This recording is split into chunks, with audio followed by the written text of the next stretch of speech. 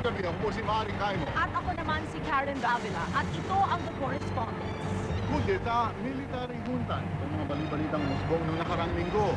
Ngunit ito ba ang tunay na dahilan sa likod ng pagmarcha sa Malacanang?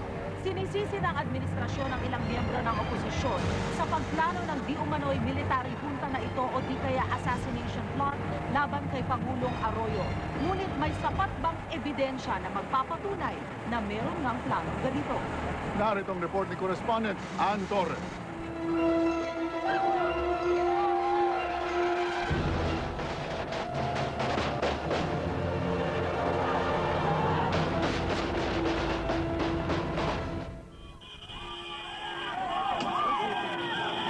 Matapos ang halos 30 taon mula nang mag-first quarter storm, sa muling pagkakataon may mga demonstrador na nakadikit sa mga pader ng Malacanang.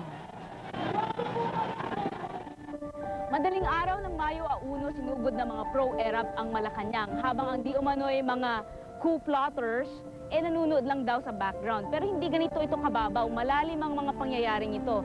Ayon sa aming mga nakausap, para nga itong isang Robert Ludlum o Tom Clancy na spy thriller. Dahil merong konspirasing nangyayari.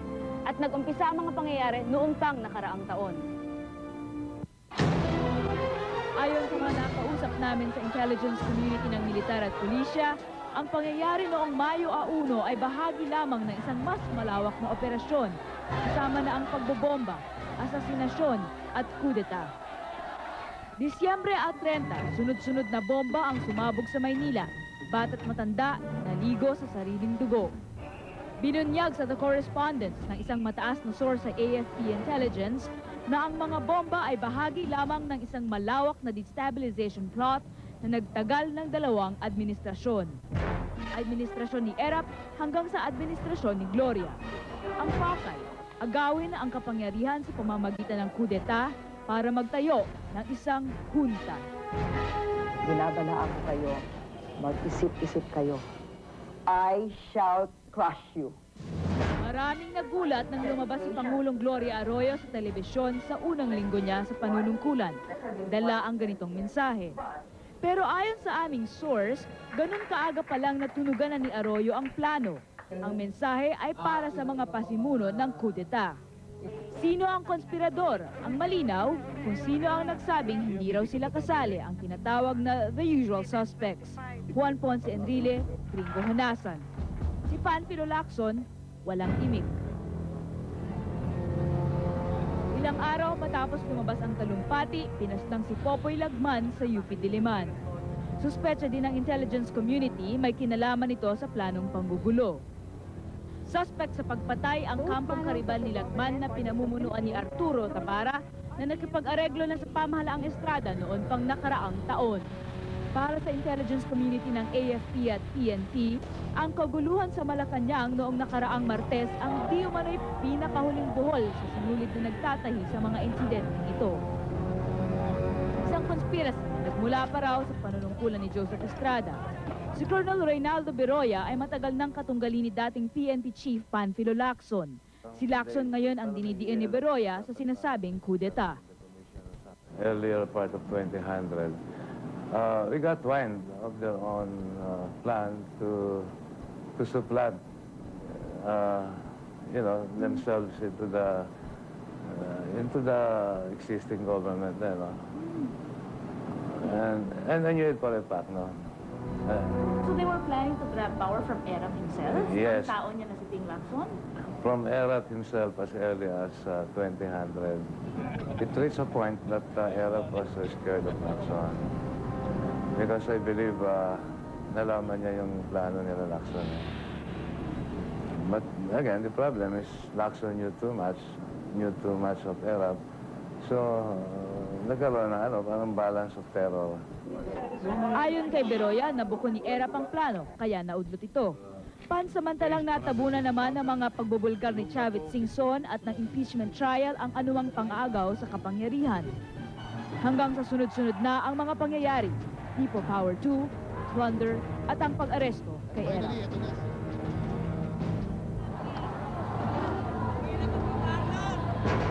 Nang magdagsaan ng tao sa EDSA matapos arestuhin si Erap, nakaamoy na naman ng pagkakataon ang mga di umano'y utak ng military junta.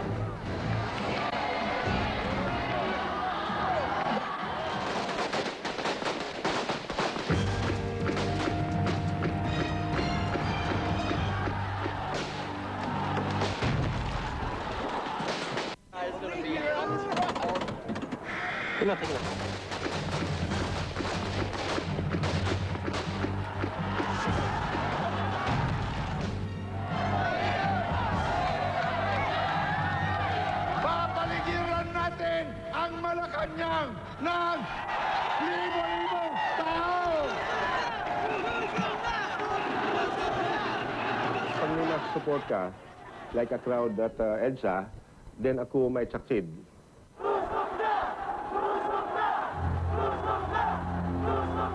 Linggo, ika-29 ng Abril, matunog na ang balita na meron nga raw kudeta. Ayon sa aming mga nakausap, ng gabing ding yun, nag-usap-usap ang mga coup plotter, ilang mga miyembro ng pamilya ni dating Pangulong Estrada at isang mataas na miyembro ng Iglesia ni Cristo para pag-usapan ang mangyayari na dapat gagawin sa bisperas na 100 araw ng pagkapangulo ni Gloria Macapagal Arroyo. Ngunit hindi sila nagkasundo. Nabuhay muli ang planong kudeta, pero ngayon, kasama na di umano sa plano si Enrile at Hunasan. Pero kaagad tinutulan ng mga moderates ang planong lusubin ng Malacanang. Isa na rito si Ed Angara. Ngunit desidido ang kabilang panig. Ayon sa ISAF, nagsimula ng kumilos ang grupo ni Ping Lacson gamit ang kanyang dating tauhan sa PACC at PAOK-TF na sina Michael Ray Aquino at Cesar Mancao. Sa kabilang banda naman, inihanda daw ni Enrile at Hunasan ang Guardians Brotherhood. Kinausap ni Hunasan ang Guardians at ilang miyembro ng RAM na tumungo ng EDSA. Sa entablado naman sa EDSA, mapatid-patid ang litid ni Ronald Lumbao, miyembro ng RAM-U, sa paghimok sa mga pro-ERAP na sugurin ng EDSA. Tayo ay mananalo na! Kailangan natin! Minuto na lang! Yung lahat ng media network, kailangan natin sila ngayon. Hindi na sila makakapagsinungaling. Sapagkat natin ang sabay ng Pilipino. Nilapitan din ang ilang miyembro ng militar. I talked to one service commander who said there was an offer of 50 million sa kanya. 50 million Yeah, pesos that's right. for one person? Ano? For one person, but he commands, thousands of soldiers. Ayon kay Captain Maligalig na naging bahagi ng 1987 at 1989 coup attempts laban kay Cory Aquino, hindi mahirap magplano ng kudeta. Para ka lang daw nag-oorganisa ng Christmas party. Itoka-toka lang ang trabaho. Basta dala mo ang isang batalyon ng Marines o Scout Rangers, 1% lang ng militar ang kailangan. 1% is 2,400 people on your side, and you have a coup. Kaya nang maaresto si ERAP, malakas ang tiwala ng mga nagplano na makapaglunsad kaagad ng coup.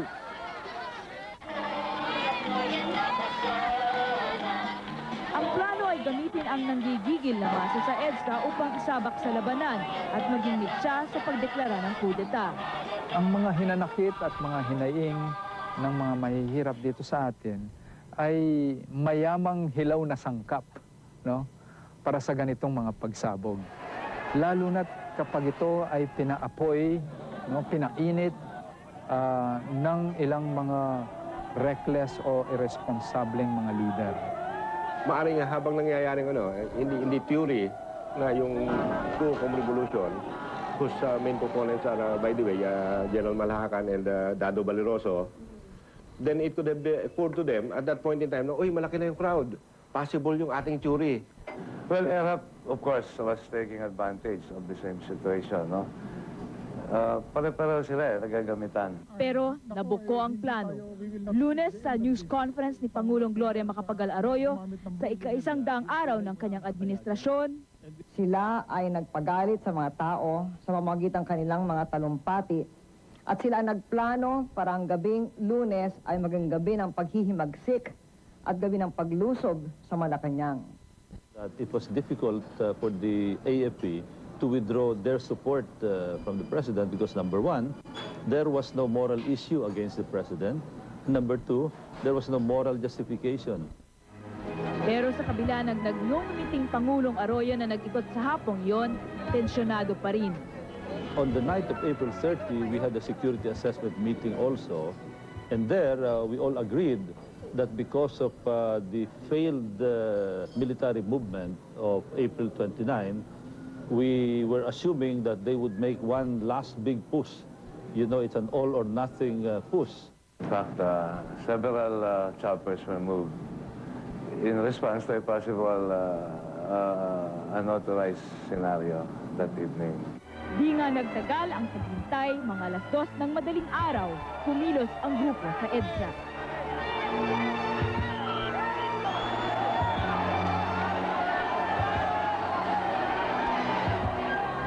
Di alam ng karamihan na gagamitin silang pain.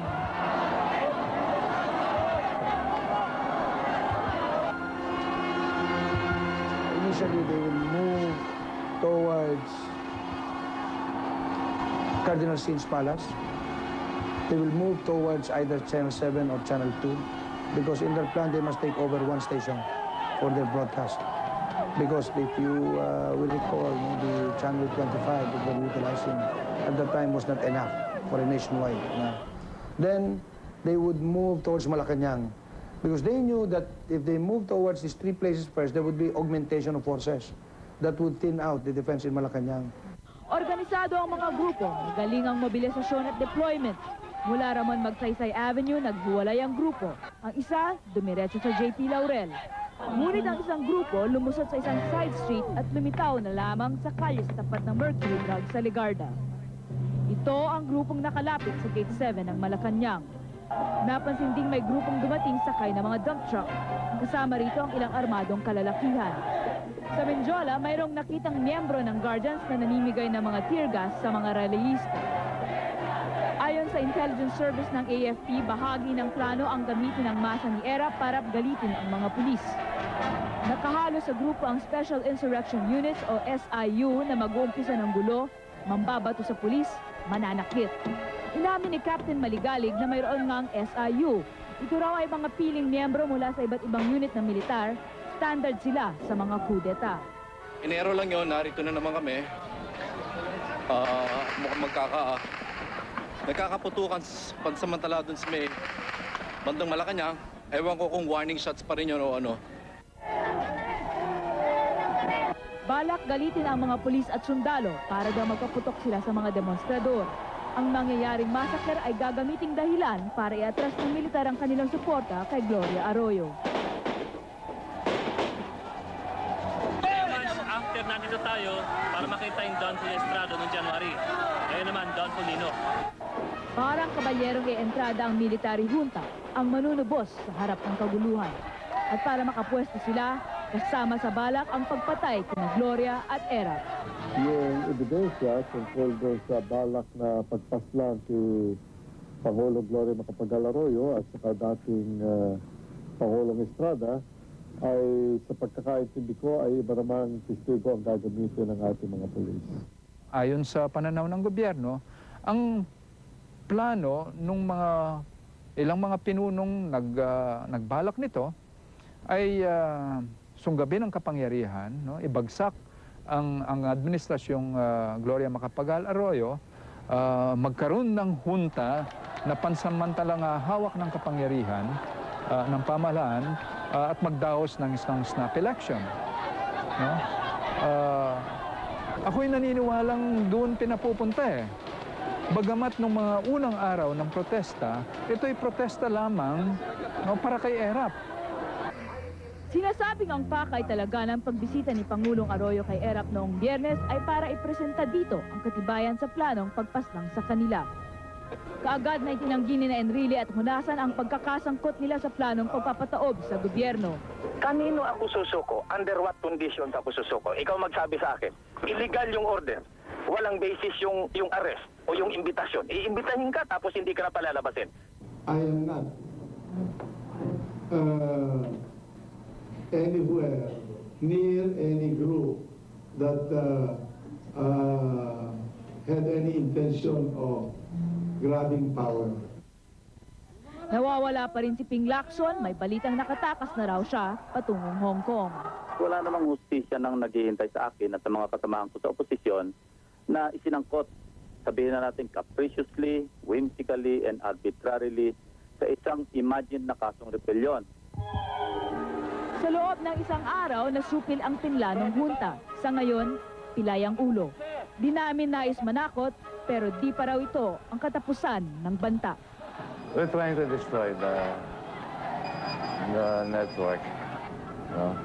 Is it still thriving, Benson, when you say you're trying to destroy it?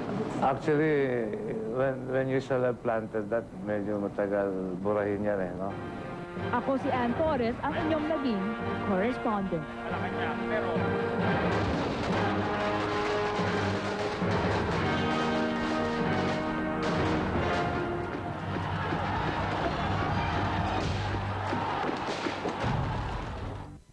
This program is brought to you by Pillsbury One Step Hot Cake Mix.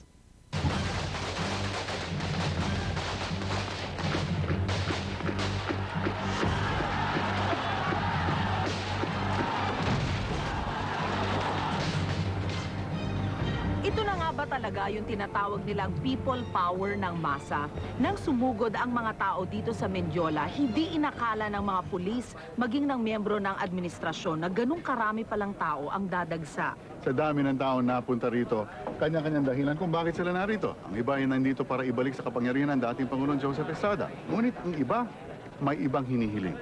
Narito ang report ni Correspondent Karen David.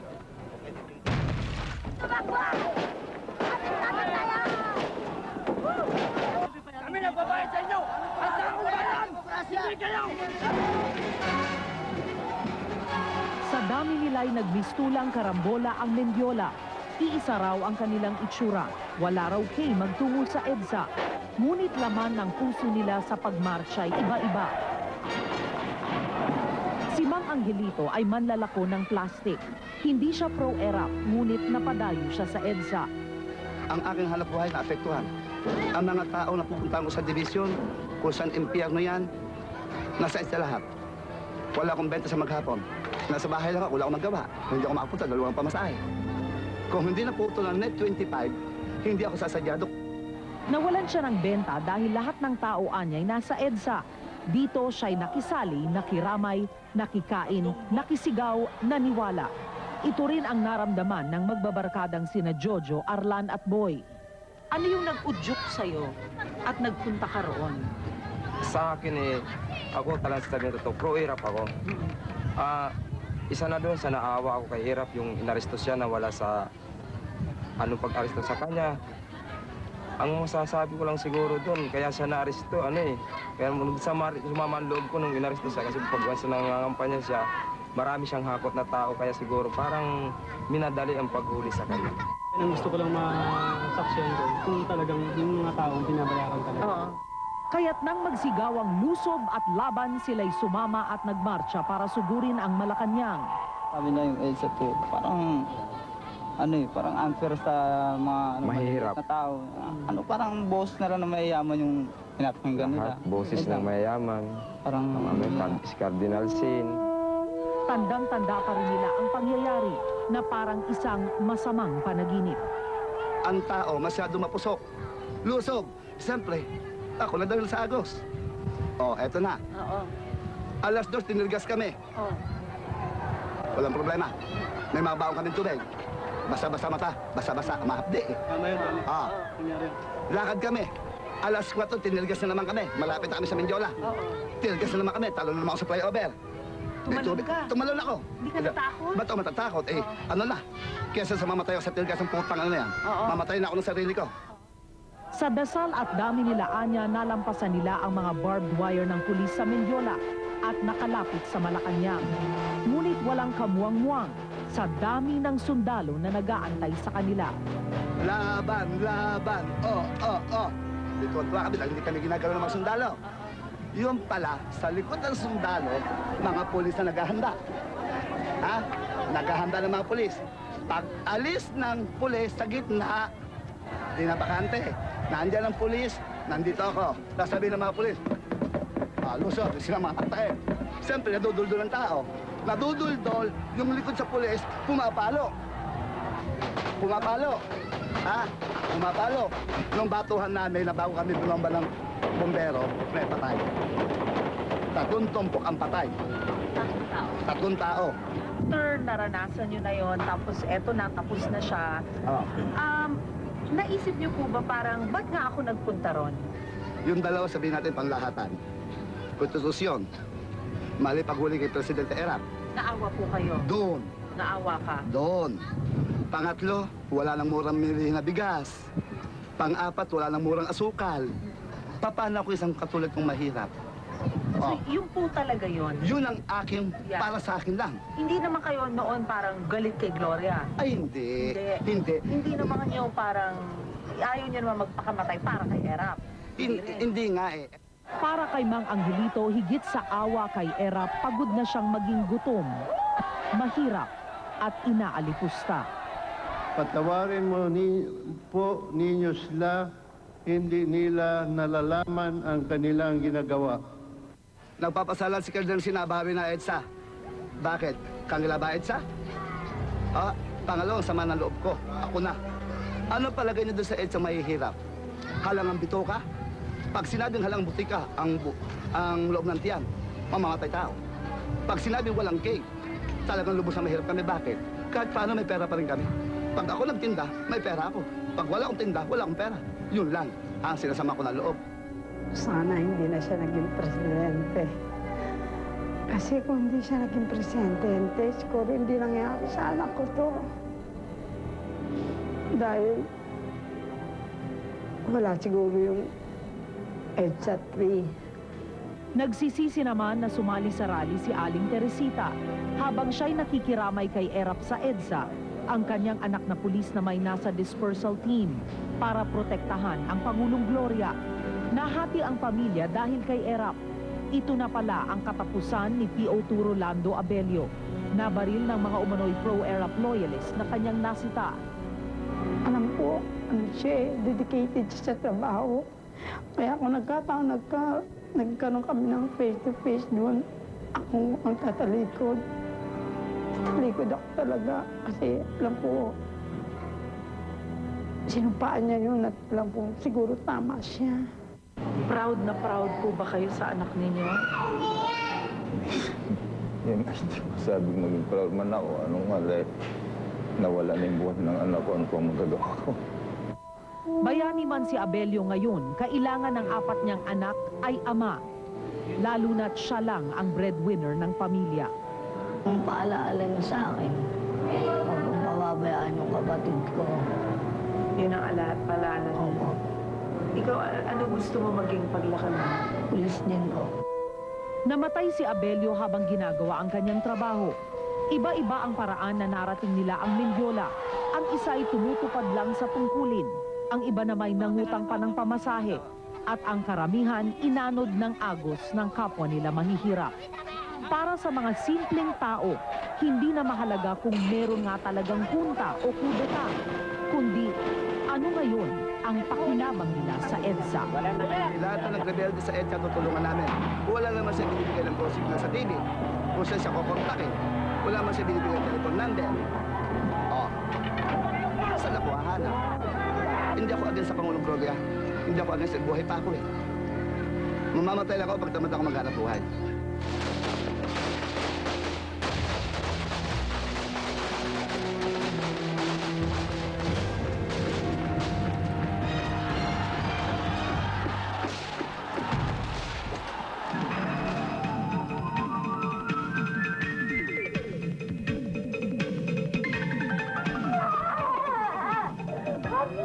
Pebrero 11, 4 na araw pagkatapos ng 1986 snap election. Tinambangan ng ilang nakamaskarang kalalakihan sa tapat mismo ng Kapitolyo ang dating governor ng Antique na si Evelio Javier. Sugatang tumakbo si Javier upang magtago, ngunit inabutan pa rin siya ng mga salarin. 26 na tama ang tumago sa katawan ng campaign leader ni Cory sa Antique. Pangunahing sospek sa brutal na pagpaslang ang kanang kamay sa Antique ni Marcos, si Assemblyman Arturo Pacificador. Hanggang ngayon ay nililitis pa rin ang kaso. Sa kasalukuyang eleksyon ay kandidato si Pacificador para gobernador.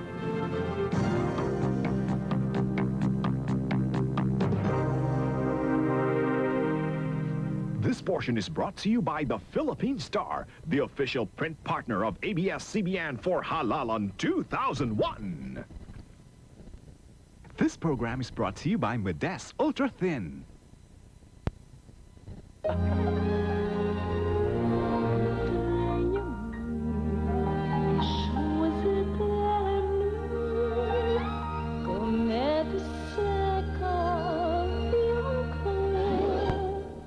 You could forget you got your period with